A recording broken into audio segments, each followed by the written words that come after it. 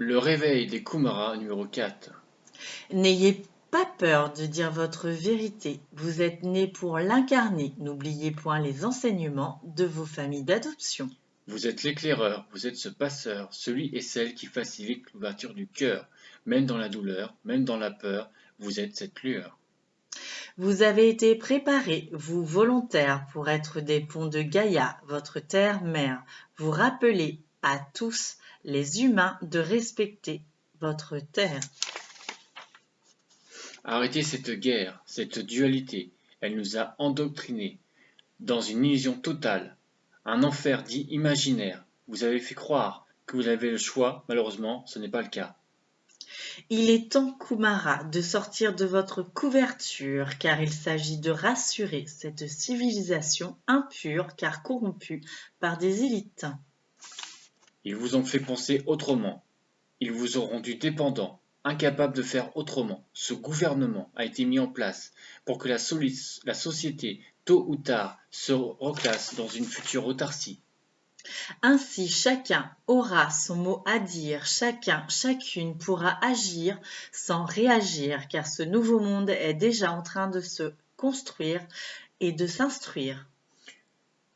Encore un tour de Plus de raison de détruire, il y aura de nouvelles institutions, de nouveaux dictons qui nous rappelleront cette France cœur vibral. Du jour de l'indépendance, la liberté, sortie de cette matrice, égalité, plus d'ego mal placé envers les genres masculins et féminins, et fraternité, chaque race est égale et aura sa place dans cette reconstruction. Kumara, vous êtes ici pour bousculer, pour changer, ce qui ne peut perdurer. Il est temps d'entrer dans le vif du sujet. Réveillez-vous, c'est maintenant que commence votre épopée. Osez revendiquer ce que vous êtes dans un esprit de fête. Ne cherchez pas à convaincre les personnes qui préféreront rester dans leur acquis. Ils ont leur libre arbitre.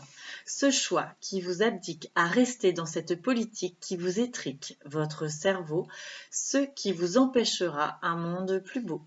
Kumara, je ne parle pas d'un monde où tout sera rose. Notre aura, mais, mais bien meilleur que ce que les humains ont vécu. Ils auront la faculté à développer leur véritable trésor, leur créativité, sans jugement, ici et maintenant. Humains, on cherche à vous diviser pour nous mettre dans un carré, limitez davantage votre pensée. Vous avez le pouvoir du changement, de renverser ce gouvernement sans y verser votre sang. Soyez intelligents, ne répondez pas par les armes, soyez cohérents, restez en rang, voyez plus grand, réalisez votre milice avec de la malice, pour qu'il n'y ait point de sacrifice. Pour cela, les Kumara, vous êtes votre meilleur choix. Ils et elles guideront vos pas. Les 144 000 vagues de volontaires sont déjà sur votre terre, endormis pour certains.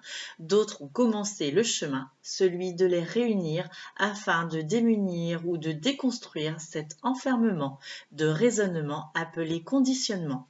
Kumara, votre dragon vous a protégé tout ce temps pour vous auto-réaliser, prendre conscience de l'importance de cette assistance à la résistance, en insistant bien sur la bienveillance, la vigilance.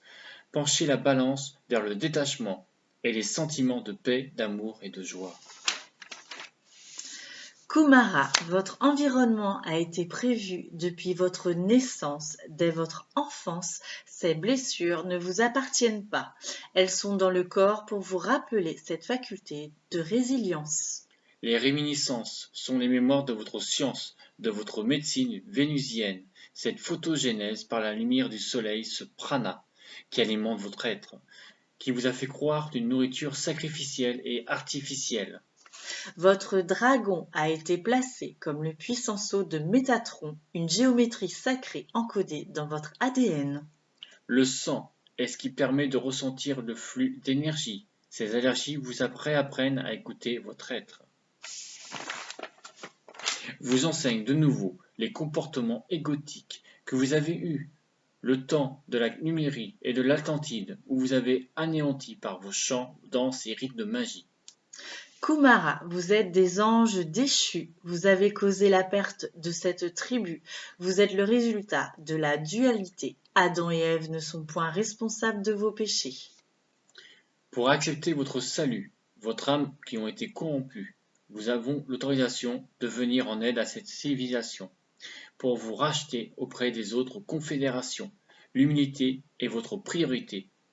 Acquérir la sagesse, c'est votre contrat, votre promesse. Pardonnez-vous.